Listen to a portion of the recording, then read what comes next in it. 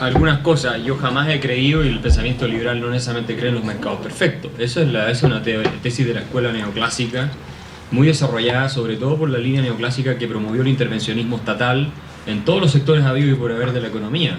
Samuelson tal vez el más conocido. La escuela austríaca, por ejemplo, Hayek y toda esa gente, von Mises, en fin, nunca imaginaron que los mercados eran perfectos por una razón súper simple. Siempre supieron, ¿no es cierto?, que los mercados son seres humanos interactuando. Nada que hagan los seres humanos puede ser perfecto.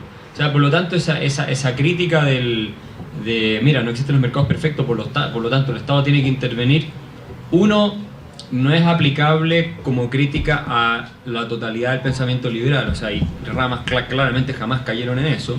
De hecho, criticaban la teoría de los mercados perfectos, teóricamente, porque era algo imposible.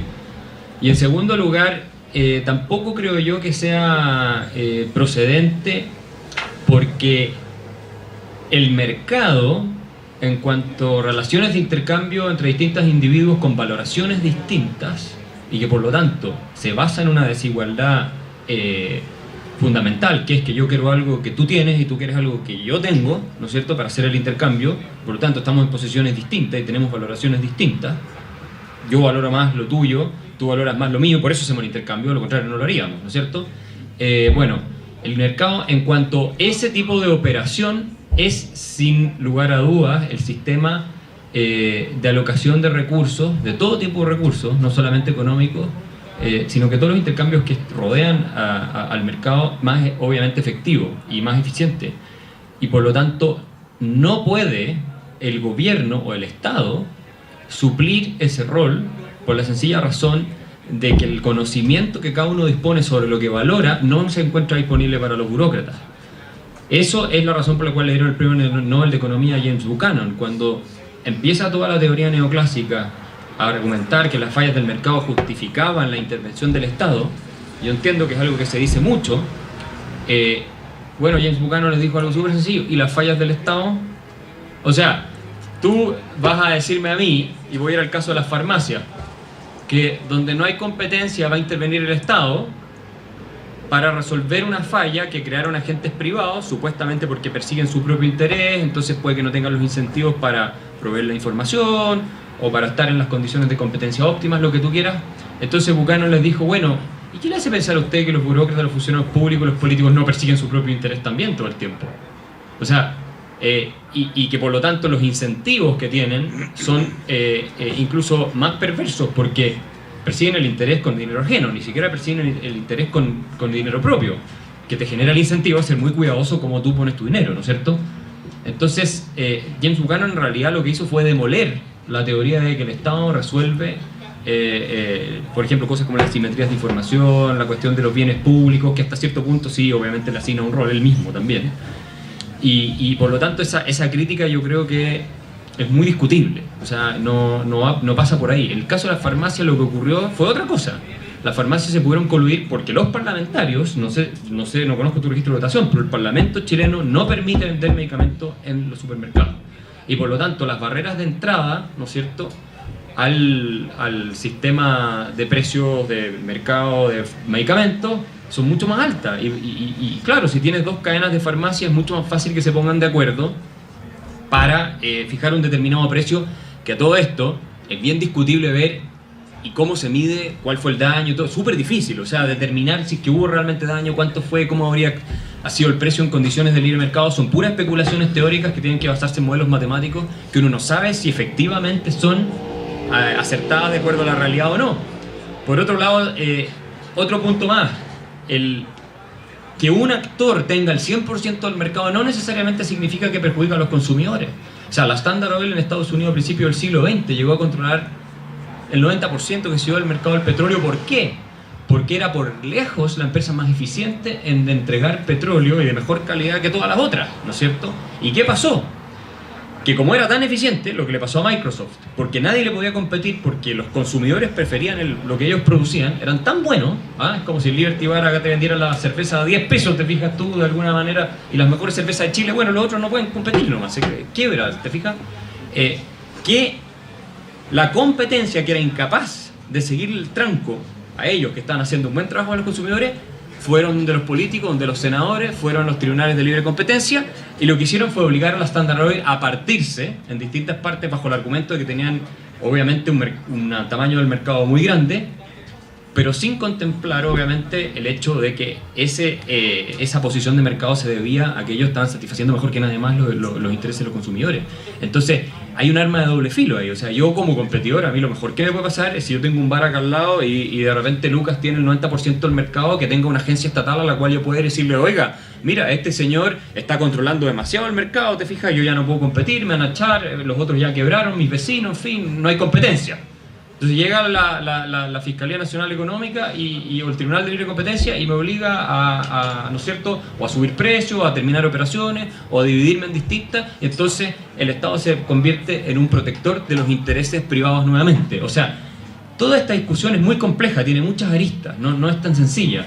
Y muchas veces, yo te diría que en general el Estado, lejos de mejorar las cosas, las empeora. Entonces la autorregulación no es una cosa mágica que ocurre así por cualquier evento misterioso, sino que, y estoy de acuerdo que el Estado cumple un rol en marcos generales de normativa, en eso estoy totalmente de acuerdo, pero la autorregulación consiste en que si Lucas nos empieza a poner cianuro en la te fijas, en la cerveza, o digamos algo no cianuro porque con eso te muere y tendría que ir preso, pero si te empieza a poner, no sé, una cerveza asquerosa, cualquier cosa, la gente no va a venir más y tú vas a quebrar. Y esa es la autorregulación del mercado. La gente decide para dónde va a ir.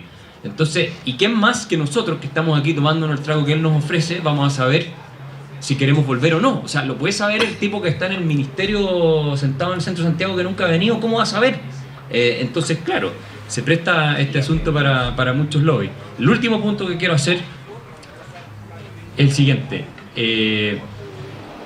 Simplemente no es cierto, desde el punto de vista empírico, que la gente no pueda salir adelante sin asistencia estatal. Esa cuestión no la respalda la evidencia teórica, ni empírica. O sea, yo puedo citar aquí varios libros, y los voy a citar porque creo que es fundamental. Bourgeois Dignity, de Dietrich McCloskey, Poverty in Progress, de Deepak Lal, A Capitalism for the People, de Luigi Zingales, que viene ahora a Chile.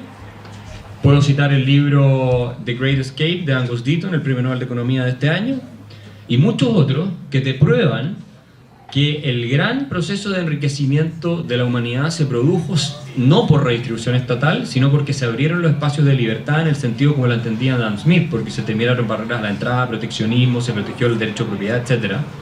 Y porque hubo obviamente todo un cambio retórico en cuanto al rol del empresario. O sea, McCloskey, por ejemplo, te dice que la revolución industrial se desata una vez que cambia la retórica en torno al rol del emprendedor, el lucro y todo eso. Cuando se empieza a ver como algo positivo, y se aplican las instituciones liberales tipo Adam Smith, el mundo se dispara en ingresos, ¿ya? Entonces, yo creo que eso, si bien el Estado tiene que tener el mínimo que dices tú, yo estoy de acuerdo, soy liberal clásico, los libertarios anarquistas no están de acuerdo con eso, pero los liberales clásicos dicen un mínimo, pero no las capabilities de Amartya Sen, porque las capabilities de Amartya Sen, que básicamente proveer de las capacidades, ¿no es cierto?, para que las personas puedan conseguir sus objetivos, no tiene límite el intervencionismo estatal ahí. O sea, de hecho Martha Nussbaum dice que el Estado tiene que generar políticas públicas hasta para que las personas tengan una adecuada satisfacción sexual. O sea, y Martha Nussbaum es una de las grandes teóricas de las capabilities. Amartya Sen no tiene un decálogo de cuáles son las capabilities específicas, pero la teoría de él, incluso él pone un ejemplo, donde llega a decir que eventualmente que el Estado le construya una estatua a una persona para que se sienta bien emocionalmente, ¿no es cierto?, y pueda desarrollar sus potencialidades, cae dentro de la teoría de las capabilities, pero que el Estado no lo haría porque obviamente hay otras cosas que son mucho más urgentes, como por ejemplo salud, cosas por el estilo. Pero teóricamente, porque Amartya Sen es economista, entonces sabe que los recursos son escasos, pero teóricamente incluso algo de ese nivel podría entrar en la lógica de las capabilities. Entonces yo sería muy cuidadoso en el sentido, una cosa es el mínimo, donde decimos que nadie se muera de hambre, que nadie le falte lo básico. Te fijas, incluso si tienes un país más rico puedes tener un mínimo un poco más generoso, pero tampoco tanto como para que la gente no quiera salir adelante, porque si tú a la gente le das las cosas gratis, ¿cuál es el incentivo para que sigamos trabajando, digamos? O sea, generas redes de asistencia y dependencia que no las rompes nunca más, y ese es el problema con la redistribución en general, no solo acá, sino que en países desarrollados. Entonces yo pienso que el Estado tiene que estar limitado sobre todo a algo que es fundamental y que hoy día está haciendo mal en Chile, que es la protección de derechos individuales como son la propiedad, la vida y la libertad. La libertad ya la discutimos, pero hoy día tú no puedes llegar ni tranquilo a tu casa porque la delincuencia está, te fijas, se está escapando por todos lados. Esa es la función principal del Estado, que tú puedas llegar a tu casa sin que te asalten, sin que te roben, sin que violen a tus hijos, sin que te quemen y te baleen como este turista que fue a pescar en el sur, ¿no es cierto? Y lo agarraron a balazo, que no tenía nada que ver ni siquiera con el conflicto, lo vieron hoy día en la prensa. Bueno, hoy día el Estado en Chile ni siquiera es capaz de cumplir ese rol.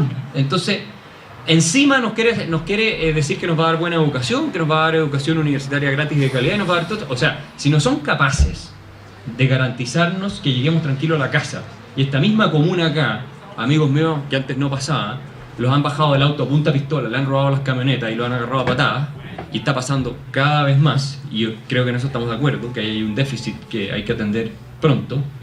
Ni siquiera es capaz de eso, que es lo básico, o sea, la razón por la cual se justifica su existencia desde el punto de vista liberal clásico, obviamente, y desde otro punto de vista, no entiendo cómo va a ser capaz de resolver todo el otro conjunto de problemas que son, a mi juicio, y a juicio de muchos expertos también, mucho más complejos de resolver que los asuntos de seguridad, que son obviamente complejos, pero tienen una dimensión que es mucho más conocida. Entonces, yo por eso soy tan escéptico del poder del gobierno, y pondría los recursos y la energía en lo que a la gente más le preocupa, según, no solo porque lo dice la gente, porque el día de mañana la gente puede decir cualquier cosa, pero hoy día claramente el tema de la seguridad es prioritario. Y en esto estamos fracasando, o sea, el gobierno, la clase dirigente está fracasando de manera estrepitosa.